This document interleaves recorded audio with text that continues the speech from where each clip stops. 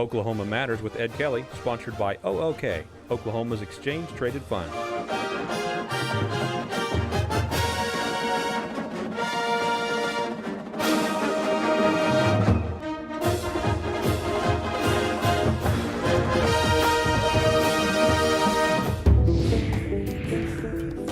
I'm Ed Kelley, editor of The Oklahoman.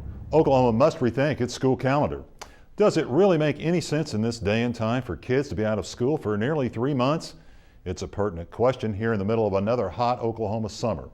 The typical school calendar in our state is built on what was needed in 1910, when most everybody still lived on the farm. Today, 100 years later, that old school calendar seems even more dated than it actually is.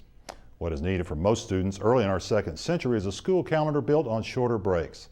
That's because shorter breaks help kids retain more of what they've learned.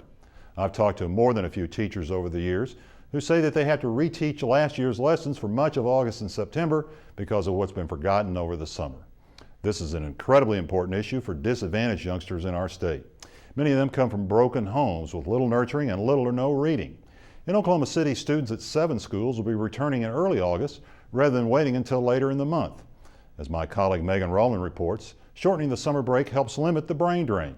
4 of those schools now on the continuous calendar include Douglas Mid-High. 3 other schools have been on the continuous calendar for some time now. Perhaps the most visible one is Horace Mann Elementary on Western Avenue that receives considerable support from nearby Chesapeake Energy. Changing school calendars by shortening summer breaks is not without challenges, particularly financial ones. Schools operating in the summer will have higher utility bills. For cash-strapped school districts, that's yet another challenge to overcome. But if student achievement improves because of continuous learning, then the extra bucks for air conditioning will be money well spent.